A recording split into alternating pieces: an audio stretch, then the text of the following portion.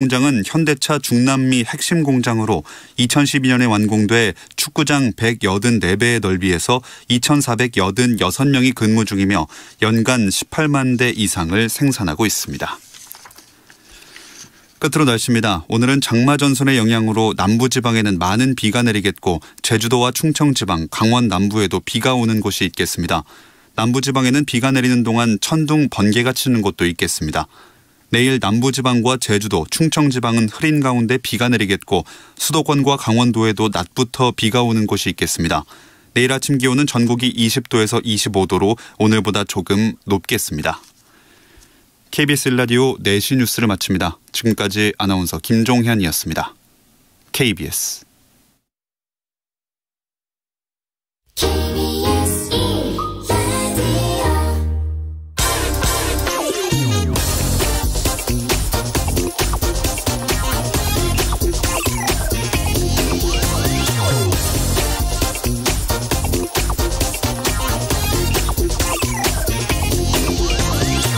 지난해 인천국제공항 공사가 보안 검색요원 1,900명을 청원경찰 신분으로 정규직으로 전환하면서 이른바 인국공 사태가 일어났죠.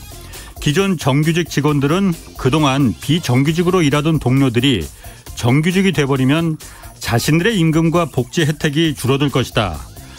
또 취업준비생들도 미래 자신들의 일자리를 손쉽게 뺏어갔다며 반대했습니다. 사법시험 준비생 모임이라는 민간단체가 이 결정이 기존 정규직 직원들의 노력에 대한 차별이고 또 취업준비생들에 대한 기회 박탈이라며 철회하라는 소송을 냈었나 봅니다. 아무 문제가 없다는 법원 판결이 나왔습니다. 청원경찰 직무가 기존 정규직 직원들이 하는 업무가 아닐 뿐더러 고용만 안정됐을 뿐 별도의 임금 테이블이 적용돼서 기존 정규직들의 임금에도 영향이 없다는 겁니다. 물론 정부가 좋은 일자리를 만들어내지 못한 데서 터져나온 불만입니다. 콩 한쪽이라도 나눠 먹으려면 최소한 콩이 한쪽은 있어야 할 테니까요. 그렇다고 해도 누가 더 불행해져야 하는가를 두고 싸우는 이 왜곡되고 착취적인 노동구조를 그대로 안고 갈 수는 없습니다. 안녕하십니까. 경제와 정의를 다잡는 홍반장, 저는 KBS 기자 홍사원입니다. 홍사원의 경제쇼 출발하겠습니다. 유튜브 오늘도 함께 갑시다.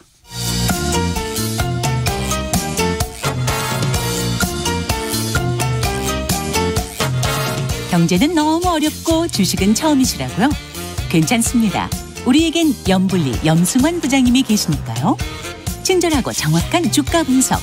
이 시간 꼭 함께 해주세요.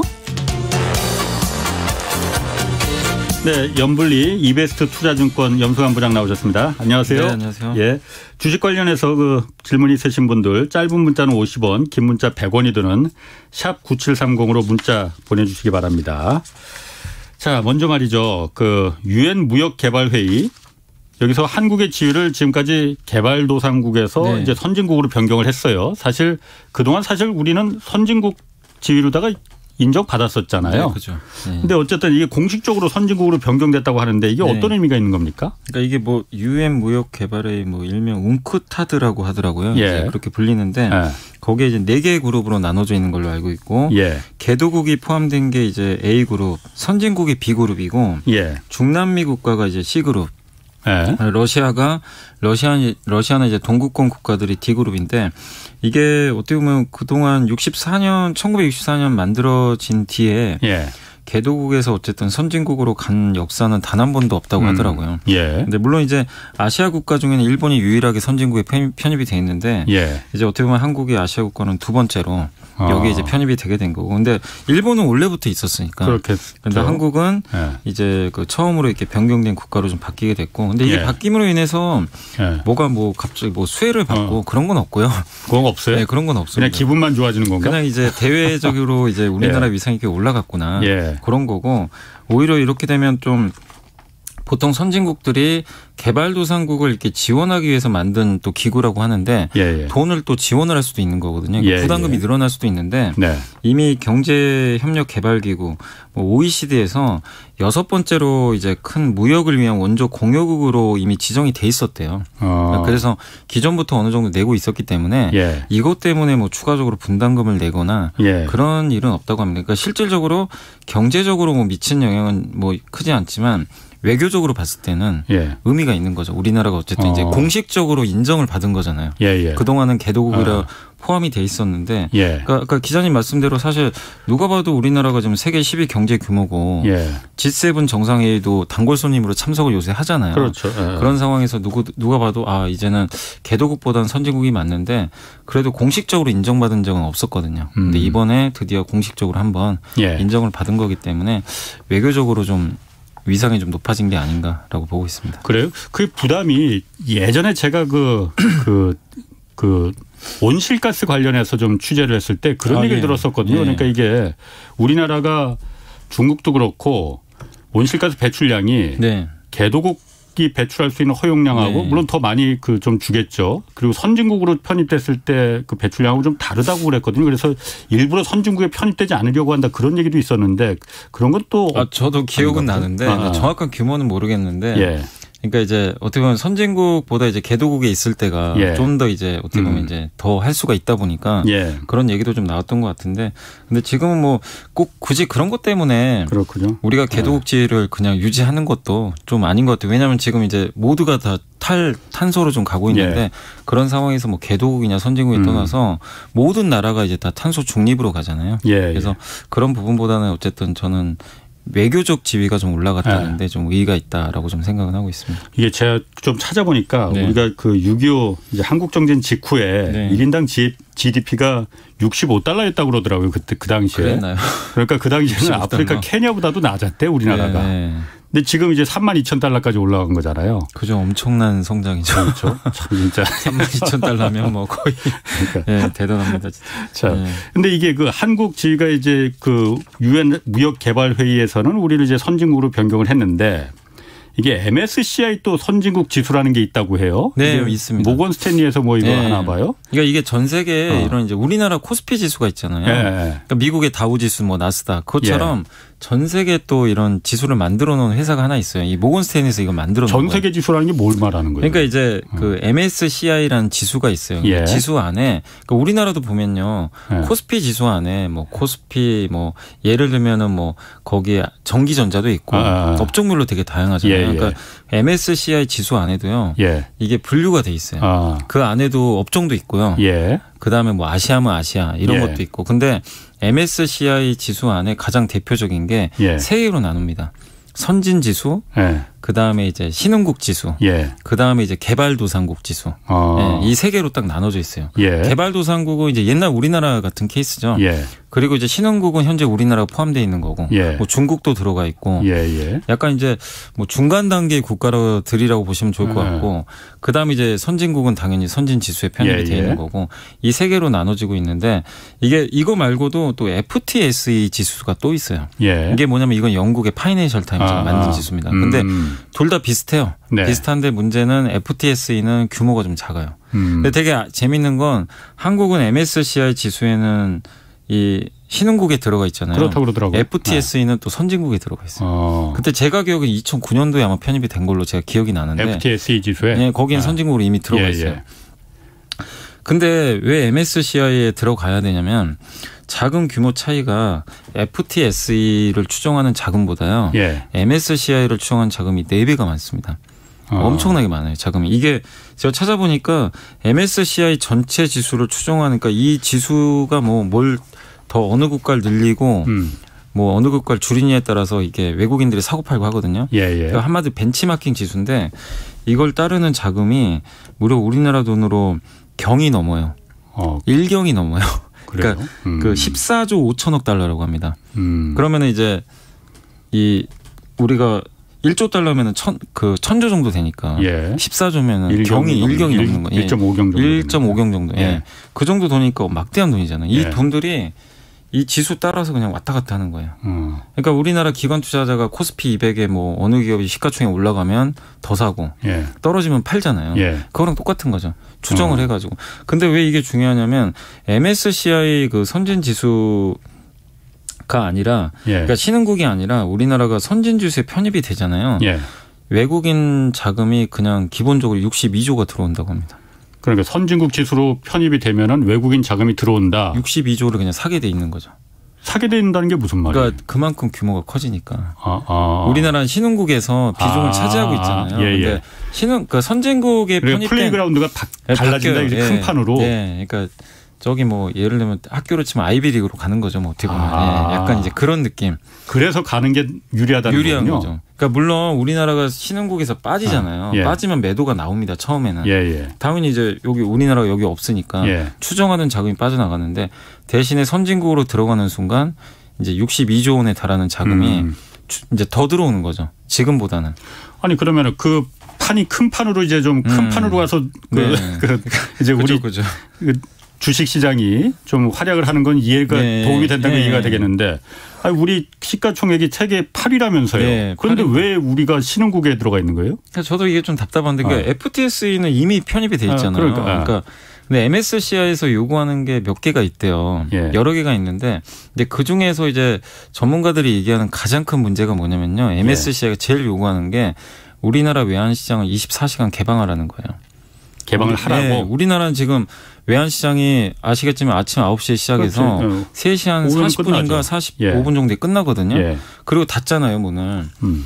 그래서 이제 외국인들이 그거를 하고 싶으면 뭐 싱가포르라든가 뭐 역외 환율 시장 가서 거래를 해야 되거든요. 근데 실제 거래는 아니죠, 사실은. 어떻게 보면.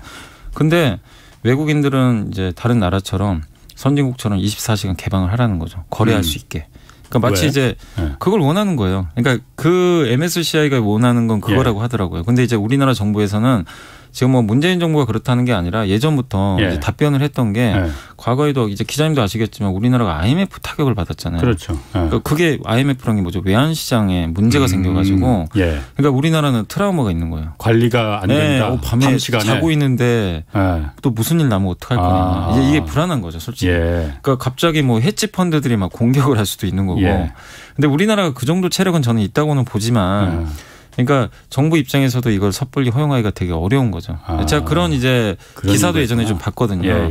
그래서 그런 것 때문에 지금 못 하고 있어요. 근데 이거 개방을 그러니까 24시간 개방을 하면 아마 MSCI가 바로 올려줄 겁니다. 근데 MSCI도 이거는 해야 된다. 정부는 안 된다.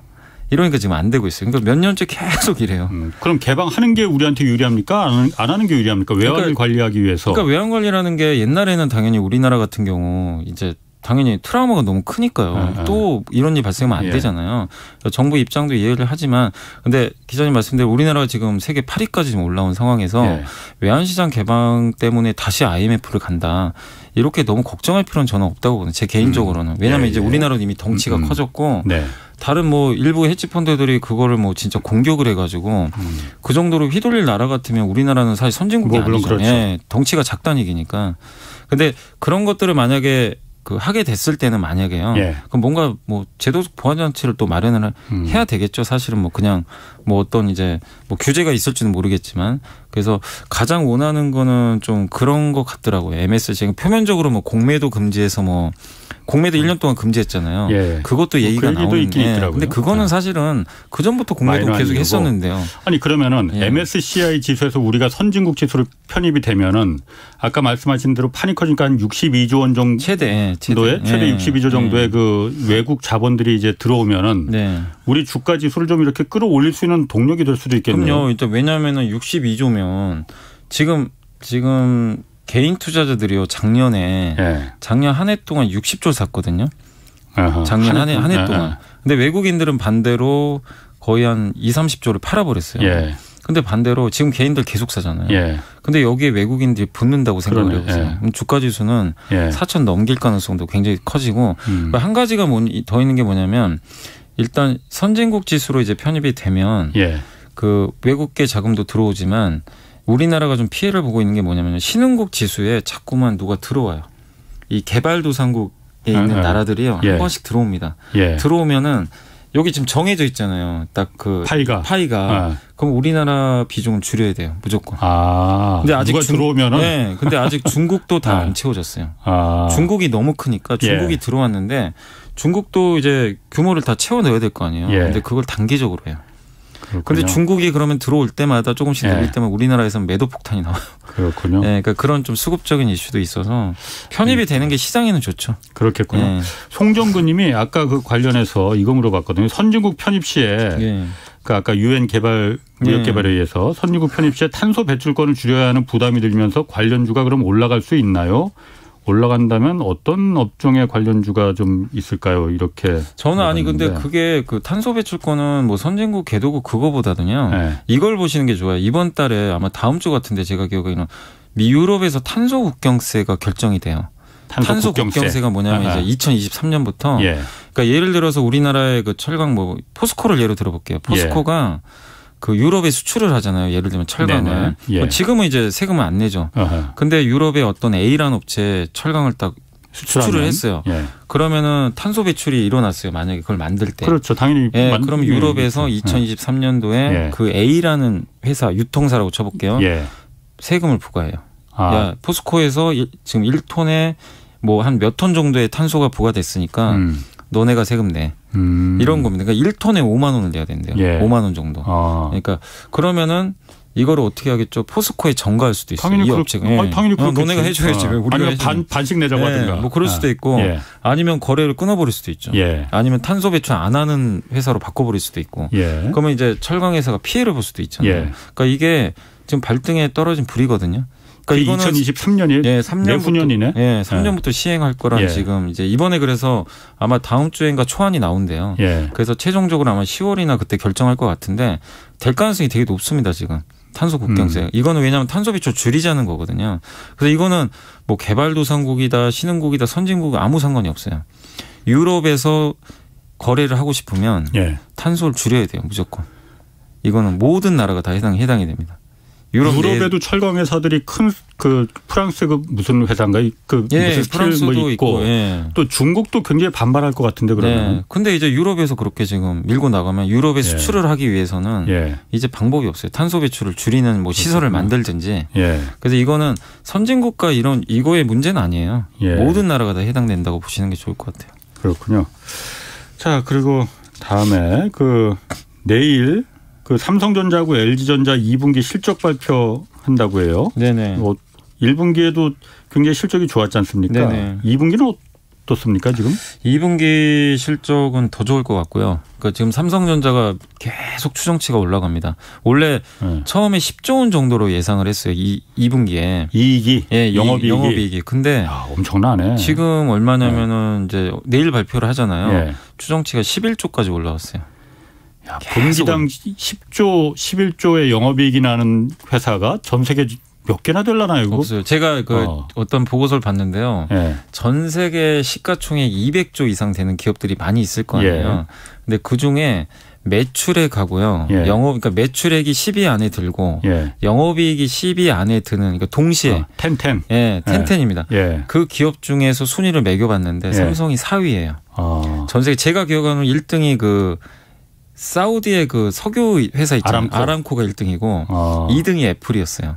3등은 제가 잘 기억 안 나요. 근데 아무튼 삼성이 4위. 엄청나게 돈 많이 벌어요. 근데 시가총액은 사실은 더 낮아요. 순위가.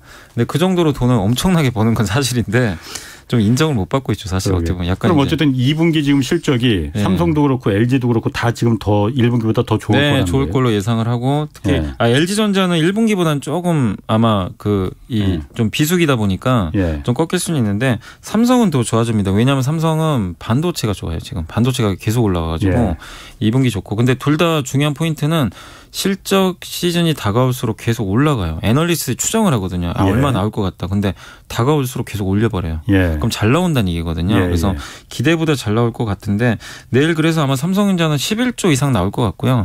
LG전자는 1조 이상 아마 나올 것 같은데 그 기대보다 잘 나오는지를 한번 체크하시면 좋겠고 다만 이제 이렇게 잘 나오는 것들을 좀 시장은 또 알고는 있어요. 미리 예전부터 이게 언론에서 나오다 보니까. 선반영 했다 했다는데 삼성전자 그래도 선반영을 너무 일찍 너무 일찍 한 게 문제였죠. 그러니까 계속 안 오르. 1월 달에 이미 한 2, 3분기 걸 미리 당겨 반영하다 보니까 그래서 지금 실적 좋다는데도 주가 안 가는 게요. 이유가 4분기가 안 좋을 것 같아요. 지금 4분기 실적을 미리 반영하고 있어요. 3분기까지는 그럼 좋다는 거예요? 3분기는 더 좋습니다. 3분기는 아마 한 14, 15조 원 나올 것 같더라고요. 더 좋은데 문제는 이게 실적의 방향성이 계속 올라가면 상관없죠. 4분기 20조 가면 더 가겠죠. 근데 3분기부터 꺾여요. 3분기 고점 찍고 내년 1분기까지 좀 꺾여요. 그러니까 삼성전자 투자하는 분들이 주식은 6개월 후를 미리 반영하거든요. 그러니까 내년 1분기까지 안 좋을 것 같아요. 안 사요. 내년 2분기는 좋아지니까. 그러니까 일단 기다리는 거예요. 이게 주가가 되게 오묘해요. 그러니까 지금 좋다고 해서 가질 않아요. 아니 오묘한 것도 오묘한 거지만은 아니 3분기도 아니고 4분기를 갖다가 지금 안 좋다고 이렇게 볼 수 있는 무슨 뭐 멍석간 도사도 아니고 어떻게 알 수가 있습니까? 그런 그러니까 걸. 왜냐하면요. 전통적으로 IT가 4분기가 좀 비수기고요. 우리나라 기업들은 그리고 4분기에 원래 성과급을 많이 줘요. 근데 그런 것도 물론 있는데 지금 3분기가 좀 피크라고 보는 거예요. 왜냐하면 반도체가 제일 많이 쓰이는 게 서버랑 모바일하고 PC잖아요. PC는 이미 꺾였어요. 데이터를 보면. 그다음 모바일은 3분기가 피크. 그때 신제품이 많이 나와요. 4분기는 소강, 서버도 3분기에 투자를 제일 많이 한대요. 그러면 이제 누가 봐도 추론을 딱 할 때 4분기하고 내년 초까지는 비수기니까 꺾이겠다. 이 시나리오가 가능한 거예요. 그러니까 이제 그게 싫으니까 주가가 먼저 선반영해가지고 그러니까 예를 들면 올해 1월에 올해 2, 3분기 좋을 거라고 이미 나왔었거든요. 그렇죠. 그러니까 주가 날아갔잖아요. 근데 반대죠 지금은. 내년 1월까지 1분기까지 안 좋으니까. 그러면은 이게 시간이 지나면 오히려 이제 올해 3분기 실적 발표할 때쯤 되면 또 상황이 바뀌겠죠. 내년 2분기부터 또 좋아진대요. 제가 지금 그걸 물어보려고 했어요. 그래서 그럼 한 3분기 정도 되면은 또 내년 한 2분기 좋아질 거니까 올해 3분기 정도에는 반영이 돼서 올라갈 가능성도 있어요. 그러니까 이게 참 어려운 거예요. 그래서 오묘하네요. 그래서 지금 주가가 빠진다는 아니에요. 이미 반영했으니까. 근데 오르는 폭이 제한적이라는 거죠. 그런데 한 가지 더 있는 게 어쨌든 이재용 부회장님이 나올지는 모르겠어요. 뭐 사면 얘기도 있지만 우리 모르는 거잖아요. 근데 만약에 사면이 되면 주가에 왜 긍정적이냐면 M&A 할 가능성이 좀 있어요. 시장에서 제일 원하는 게 삼성전자가 좀 110조 원이나 현금 갖고 있는데 어떤 액션도 안 하고 있어요 지금. 왜냐하면 매물이 좀 있어요. 반도체 세계적인 기업들. 자동차 반도체. 근데 그 회사를 인수하는 순간 매출액이 점프를 합니다. 그럼 성장 나오잖아요. 근데 아시겠지만 페이스북도 인스타그램 인수해가지고 대박 났잖아요. 그러니까 미국 기업들의 스토리가 돈 가지고 M&A에서 다 이렇게 확장했는데 구글도 유튜브 인수해서 그렇게 됐고 근데 삼성전자는 사실 그런 게 별로 없었거든요. 이재용 회장이 없으면 그런 M&A가 못하는 아니 아무래도 결정하기가 좀 우리가 상식적으로 생각해 봤을 때 오너가 없으니까 결정을 해줘야 되는데 결정해줘. 그러니까 그렇게 근데 이거는 만약에 그렇게 된다면 M&A 결정을 해주면 주가가 한번 크게 급등할 가능성은 분명히 있습니다. 왜냐하면 매출 성장이 나올 수가 있거든요. 그게 좀 모멘텀인데 그건 한번 좀 지켜봐야 될 것 같아요. 뭐 우리가 예측은 하지만 알 수 없는 거니까요. 자동차는 어떻습니까? 조금 전에 뉴스에도 뭐 반도체가 여전히 부족해서 뭐 해외 공장도 지금 뭐 그 라인 중단되고 그랬다는데 실적은 어떻습니까? 현대차, 기아차. 역대급 실적 나올 것 같습니다. 아니 반도체 이렇게 부족하다는데 왜 또 거긴 또 역대급 실적이에요? 그러니까 생산을 완전히 못한 게 아니라요. 일부 감산을 좀 했잖아요. 근데 왜냐하면 자동차 회사들은 지금 서로 신차를 살려고 난리들인데 중고차가 올라갔잖아요. 근데 그래서 비싸게 팔아요 차를. 차값이 올라가요. 할인을 안 해주겠구만 그러면은. 그리고 그런 이제 마케팅도 안 해요. 비용 부담이 없어요. 그리고 미국에서 딜러망을 통해서 판매하는데 딜러들한테 돈을 많이 안 줘요. 안 줘도 돼요. 차를 서로 살려고 하니까 굳이 뭐 제발 저희 차 좀 팔아주세요 이럴 필요가 없는 거죠. 제가 기사 보니까 요즘은 차 사려고 하는 사람들이 오히려 인기 없는 차를 산다고 그러더라고요. 그래야지 빨리 살 수 있으니까. 그럴 수도 있습니다. 인기 있는 차는 올해 신청해봤자 지금 신청해봤자 어차피 올해 안에 못 받는다는 거예요. 6개월 정도 걸린다고 하더라고요. 인기 있는 차고. 그리고 이 자동차 회사들이 또 머리에서 쓴 게 인기 없는 차종을요 생산을 안 해요. 반도체 없는 거 있잖아요. 어차피 똑같은 반도체 들어가거든요. 그러면 예를 들면 소나타가 많이 안 팔렸어요. 생각보다. 소나타 거를 그랜저로 바꿔버리는 거죠. 어차피 그 반도체가 그 반도체니까. 근데 대신에 더 잘 팔리는 모델이니까 훨씬 수익성은 좋아지겠죠. 그래서 실적은 역대급으로 좋은데 근데 왜 이렇게 주가 또 이렇게 안 가냐. 이유가 뭐냐면요. 이걸 이제 다 알고 있어요. 좋은 거 알겠는데 이거 이상이 뭘 보여달라는 거예요. 지금 시장은. 근데 없어요. 당장 뭐 보여줄 만한 게. 실적은 좋은데 그래서 지금 주가가 사실 현대 기아차도 좀 재미가 없습니다. 아니 말이 나와서 그런데 그러면은 그 반도체 부족, 차량용 반도체 부족은 제가 2% 경제쇼 맡을 때부터 아마 이 얘기가 막 나온 것 같은데 지금 어떻게 돼가는 거예요, 그거? 아니, 그러니까 정점은 지났어요. 정점 지났습니까? 예, 정점은 지났어요. 확실히 지난 것 같아요. 예, 그거는 TSMC도 분명히 언급을 했고. GM 공장이 100% 가동 중단 가동한다고 그때 5개 공장 이미 GM에서 발표도 했고 그다음에 뭐 NXP라든가 세계적인 반도체 자동차 반도체 회사들이 생산량 늘린다고 얘기를 해버렸거든요. 공장 가동 정상화한다고. 그렇기 때문에 피크는 지났는데 근데 분명히 이제 자동차 회사들도 언급했던 게 내년 초까지는 정상화는 힘들대요. 그러니까 예전 수준으로 돌아가는 거는 내년 상반기가 지나야 된다면. 어쨌든 피크는 지났다는 게 중요한 거 아니에요? 피크는 지났습니다. 그렇구나. 7537님이 7월 주가 전망 얼마 정도로 보는지요 하고 염블리님의 예상치를 한번 좀 물어보셨거든요. 저는 7월이요. 7월 정도면 3,400 정도. 7월에는 고점으로 본다면 저는 근데 급등보다는 7월은 저는 가을 정도에 좀 급등장 한번 예상하고 있고요. 근데 지금은 왜냐하면 미국이 테이퍼링을 할까 말까 지금 고민하고 있거든요. 발표할까 말까. 그런 불안감이 아직은 남아있어요. 근데 7월 말에 그거를 FOMC가 열려요. 그래서 그런 불안감이 아직은 남아있으니까 상승을 하더라도 좀 제한적으로 상승하면서 계속 그냥 저는 7월 달은 그냥 왔다 갔다 하는 정도. 그렇군요. 5374님이 우주 항공주가 계속 오르는데 지금 무슨 일 있나요? 지금 들어가려 해도 너무 고점 같아서요 하고 물어보셨거든요. 근데 우주 항공주를 지금 들어가는 거는 조금 늦은 감은 있죠. 왜냐하면 올해 1월에도 강했었고 지금도 이제 올라가는데 왜 강한 거예요? 이유가 뭐냐면은 저는 두 가지 같아요. 그러니까 저번에 한미 정상회담에서 작년이었죠. 작년에 이제 고체 연료 쓸 수 있게 만들었잖아요.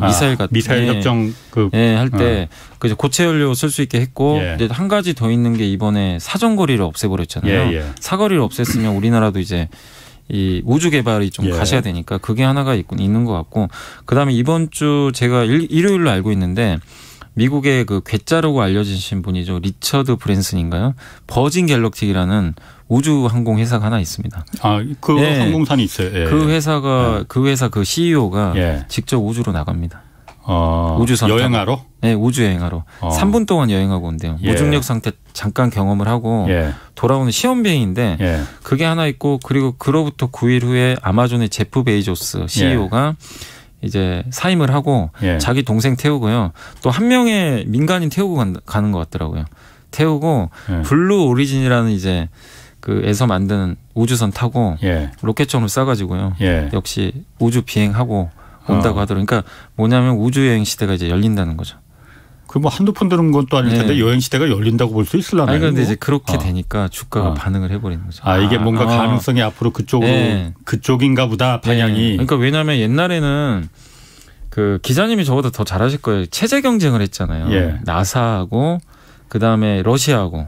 러시아가 아니라 그때는 구소련이죠. 그래서 1957년도에 그때 스푸트니크 그게 처음으로 인공위성 쏴가지고 미국이 이제 열받아 버렸잖아요. 자존심 상해가지고 우리가 다른 먼저 가자.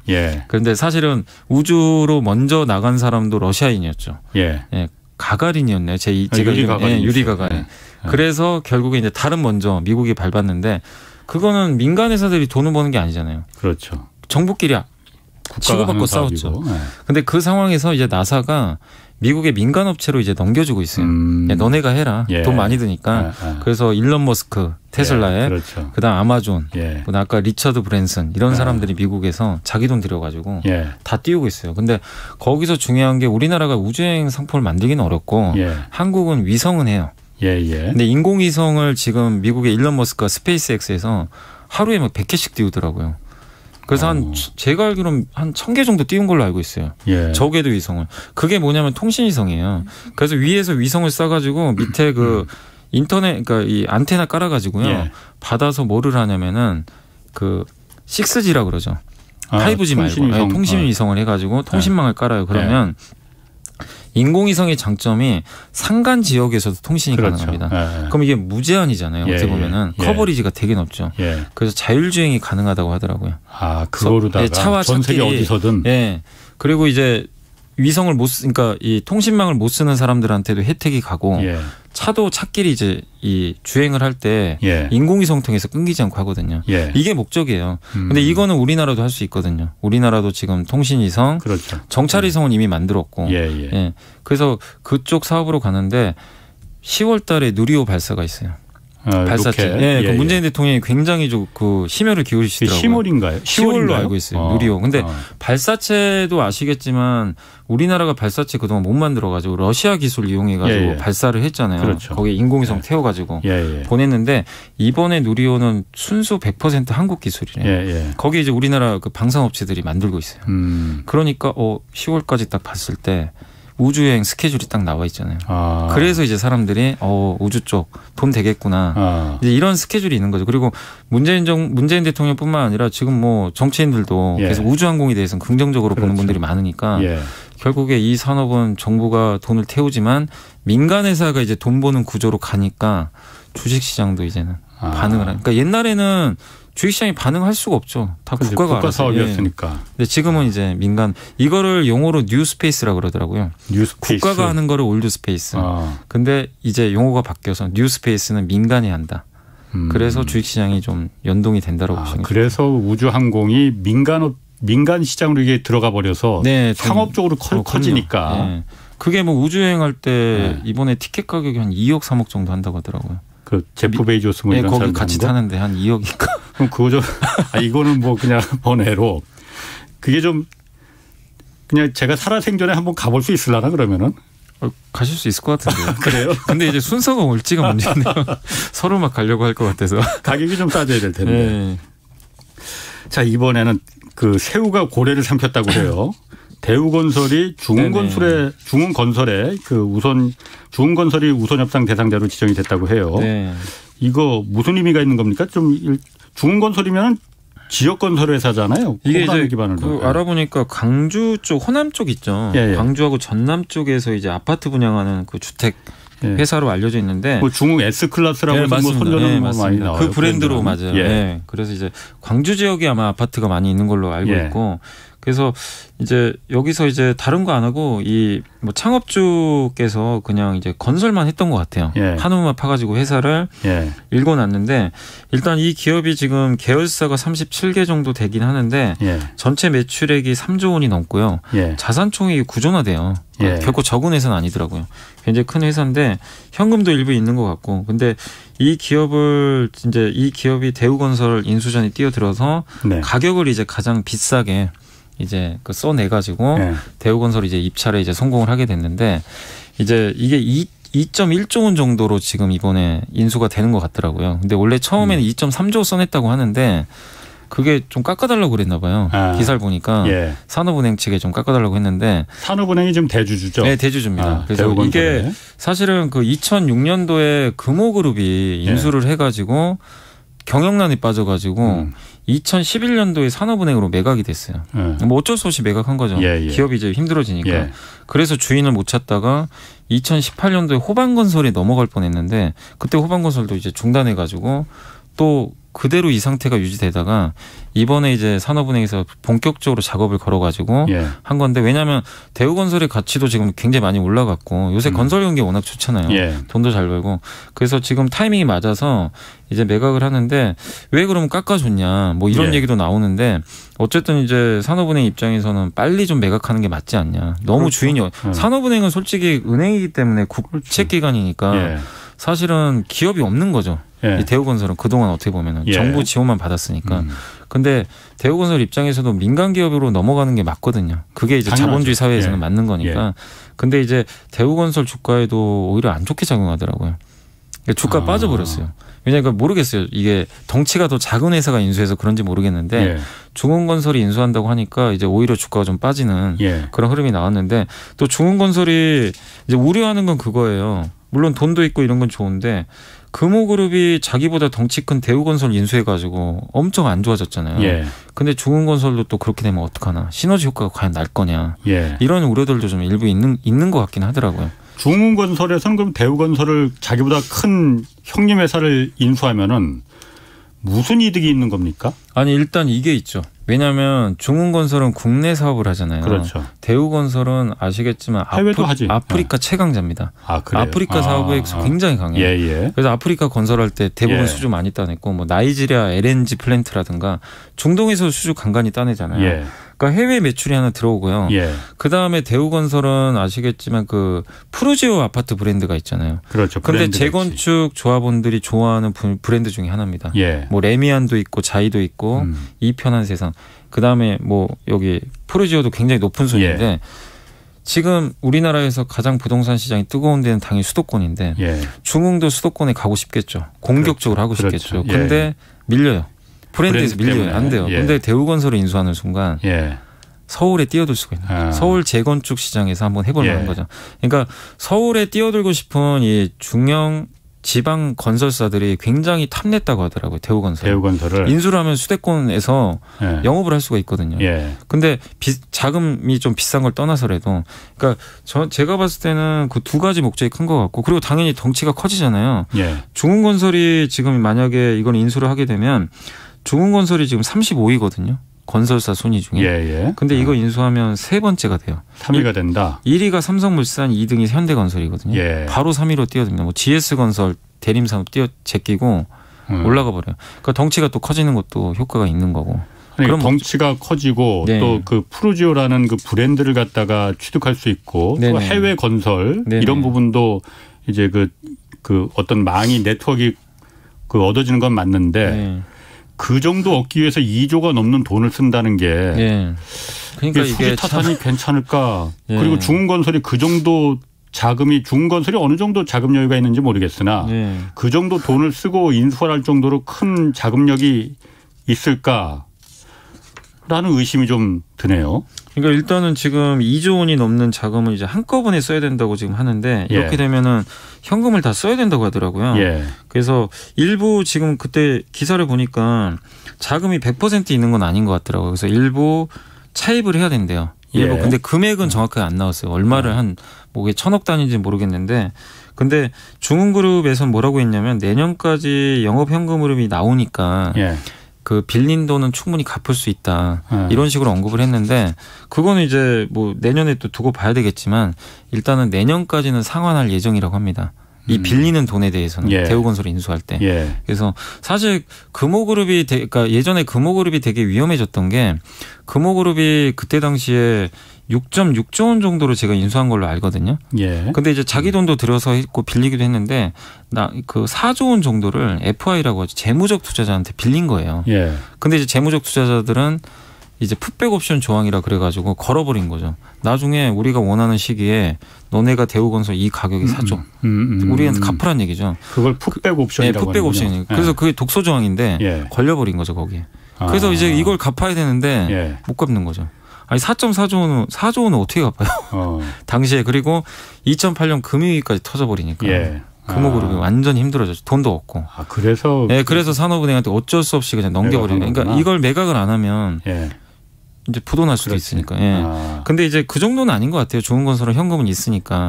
그렇다고 재무적 투자자 얘기도 없으니까. 근데 문제는 이제 관건은 내년에 과연 돈을 빌렸을 때 내년에 다 갚을 수 있냐. 이 관계자 얘기처럼. 이거를 좀 지켜보셔야 될 것 같아요. 근데 어쨌든 저는 대우건설은 중흥건설의 인수협을 떠나서 뭐 지금 돈도 잘 벌고 뭐 건설 경기가 워낙 좋으니까. 산업은행이 뭐 계속 갖고 있을 이유는 없죠. 그래서 주인 찾는다는 개념에서는 나쁠 것 같지는 않은데 일단 주가는 조금 실망을 좀 한 것 같습니다. 빠지는 거 보면.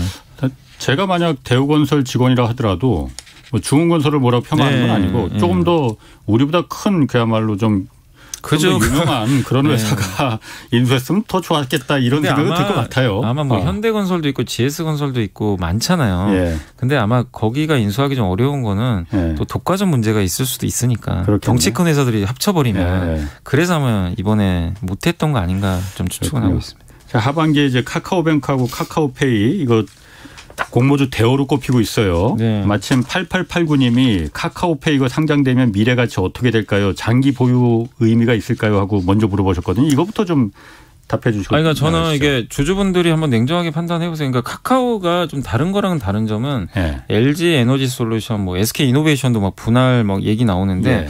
그 기업들은 핵심 사업입니다, 다. 예. 그죠? 그러니까 배터리 사업은 LG화학의 핵심이고 그렇죠. SK 이노베이션도 정유보단 배터리잖아요. 예. 또 만도도 그랬어요. 만도도 핵심 사업이 자율주행. 예. 이걸 다 떼어내요. 예. 예. 그러니까 주가가 좀 많이 빠졌는데 카카오가 봤을 때 카카오의 핵심은 그냥 카카오톡이잖아요. 그렇죠. 이거는 분할되는 건 아니거든요. 그리고 나머지가 이제 뭐 카카오뱅크 이런 것들이 이제 근데 문제는 뭐냐면 그러니까 핵심 사업은 아니다 보니까 분할을 해도 하고 상장을 해도 시장에서는 뭐 다르지 않냐 이런 평가를 했어요.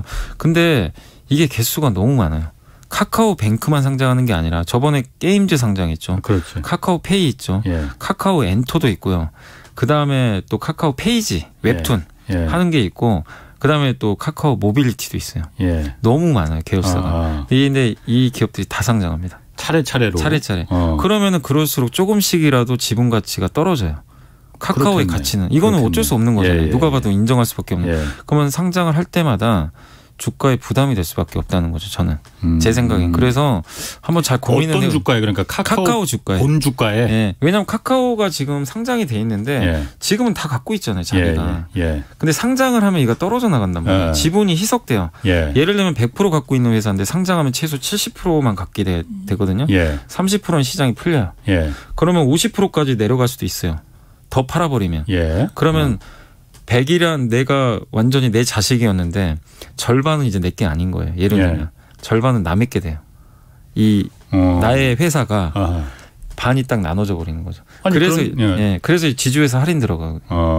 아니 그런데 카카오가 지금 이렇게 계속 자식들을 상장할 거라는 건 다 오래전부터 예정돼 있었는데 카카오 주가가 굉장히 올라갔잖아요. 그러니까 상장하니까 상장하기 전에는 그 각각의 회사가 이 안에 있을 때는요 도대체 얘가 얼마의 가치인지 몰라요. 그냥 뭐 10조면 10조고 근데 상장이 임박하잖아요. 근데 보통 주식시장에 상장하면 가치가 올라가잖아요. 그러니까 10조로 봤던 회사가 20조, 30조로 평가가 돼요. 근데 지금 상장은 안 했잖아요. 그렇죠. 카카오 주가에 그게 바로 반영이 돼요. 상장하고 나면은 아니 상장하기 전에는 상장이 임박하기 전에 그러니까 상장을 결정을 했는데 하기 전에는 아직은 떨어져 나온 건 아니잖아요. 그러니까 그 가치를 그대로 부여받아요. 근데 상장을 하면 분산돼 버리는 거죠. 그럼 가치가 부여받았던 가치가 이제 훼손이 돼요. 조금은. 그럼 카카오 그 본주 뭐 지주라고 할 수도 없을 테고. 어떻게 보면 지주회사가 지주회사는 아닌데 정말 자회사들 다 상장시켜버리면. 그냥 지주회라고 합시다. 그냥. 지주라고 카카오 지주는 앞으로 주가 전망이 그렇게 밝지는 않겠네요. 그러면은. 그러니까 카카오에 하는 플랫폼 비즈니스는 누구도 따라할 수도 없고 너무 매력적인 건 맞는데 지금 주가도 엄청나게 오른 데다가 이 상장을 하고 나서의 지분 가치 희석 이거는 좀 불편하긴 하거든요. 그래서 저는 뭐 주가가 안 좋다라기보다는 상승이 좀 제한되지 않을까. 카카오뱅크가 다음 달에만 상장하는 걸로 알고 있는데 그때부터는 조금 희석 우려가 있으니까 그 점은 조금 부담스럽지 않나 저는 그렇게는 보고 있습니다. 그 카카오페이 같은 경우에는 제가 보니까 국내에서 처음으로 100% 균등 배정이라고 하던데 이게 무슨 말이에요? 그러니까 예전에는 청약을 할 때 돈 많은 분들이 뭐 만약에 10억 원어치를 그냥 한 번에 넣어버리면 증거금으로 많이 받죠. 그렇죠. 돈은 그러니까 균등 배분이 아니었잖아요. 그래서 많이 넣은 사람이 많이 가져가요. 그리고 자기한테 내가 조금 넣으면 아예 배정 하나도 못 받는 경우도 너무 많았는데 근데 지금은 법이 바뀌어서요. 균등 반 그렇게 돈으로 하는 게 반. 이렇게 돼 있어요. 반반씩 나눴어요. 근데 카카오페이는 처음으로 아예 돈 이런 거 필요 없고 무조건 다 균등 100%. 그래서 이거는 돈 많이 넣는다고 받는 게 아니고 똑같이 주식을 이제 근데 대신에 카카오페이는 중복 청약은 안 됩니다. 한 증권사를 내가 선택을 해가지고 청약을 하면 균등 배분이면 이제 웬만하면 다 받으실 수 있을 것 같아요. 제가 봤을 때 한 주라도. 그래서 되게 좋은 제도죠. 개인 투자자들한테 형평성을 이렇게 부여하는 거니까. 그러니까 돈만 많은 분들이 받는 게 아니라 고르게 부여하는 거니까. 근데 이것도 하나의 실험일 수도 있는 거죠. 유일하게 좀 처음 하는 거잖아요. 그래서 이게 만약에 흥행에 성공하면 앞으로 또 이럴 가능성이 있기 때문에 카카오페이의 이번 100% 균등 배정은 한번 여러분들이 계속 한번 지켜보시는 게 좋을 것 같아요. 흥행을 할지 안 할지는. 지난주에 그 상장 연기됐던 그 게임사 크래프톤 배틀그라운드라는 게임 만드는 회사라면서요. 여기가 그러니까 공모가를 너무 높다고 해서 상장이 좀 연기된 거잖아요. 네. 브레이크가 걸린 거잖아요. 공모가 그래서 낮췄다고 그러더라고요. 낮췄어요. 5만 원 정도. 5만 원? 원래 공모가를 많이 낮춘 거예요? 원래 얼마였었죠? 원래 이제 공모가 밴드가 있어요. 예. 최저가가 45만 8천 원, 예. 최고가가 55만 7천 원이었는데 이거를 낮춰가지고 최저가를 40만 원, 예. 그다음에 최고가를 49만 8천 원으로 이렇게 5만 원 정도씩, 그러니까 위 상단하고 하단을 5만 원씩 낮춰버린 거예요. 예.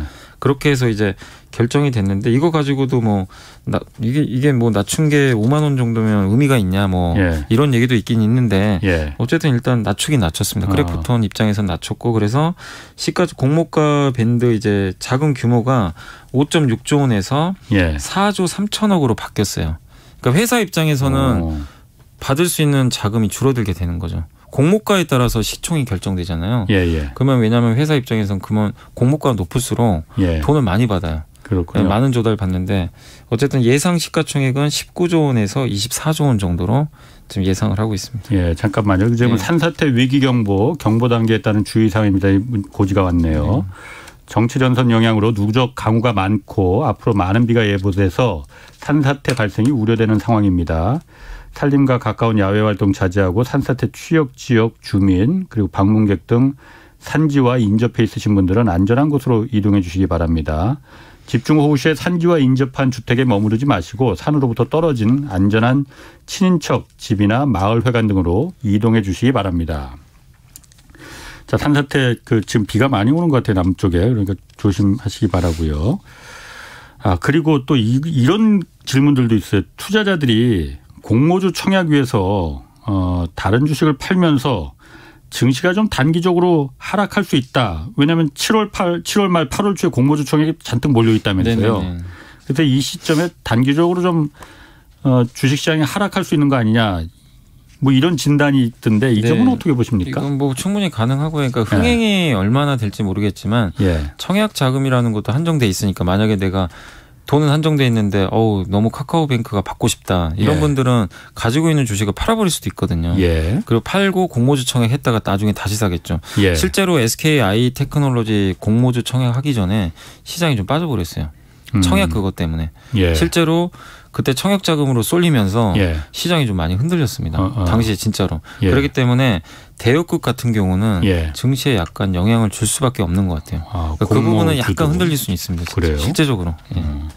0369님이 설탕주와 식품주 전망을 어떻게 보시나요? 하고 물어보셨거든요. 그러니까 이게 지금 농산물 가격이 그래도 많이 안정감은 찾았어요. 한참 올랐다가 요새 원자재 가격이 조금 이제 하향 조정되면서 좀 꺾이긴 했는데 어쨌든 설탕도 그렇고 지금 인플레이션 시대잖아요. 그래서 농산물 가격이 1분기부터 많이 올랐기 때문에 오히려 계속해서 가격을 좀 전가시킬 가능성이 높고요. 일부 업체들은 가격을 또 올렸더라고요. 음식료 회사들이. 그래서 음식료 회사들에 대해서는 저는 굉장히 긍정적으로 바라보고 있습니다. 그러니까 가격을 올렸는데 문제는 원재료 비용이 떨어져도요. 가격이 안 내려가요.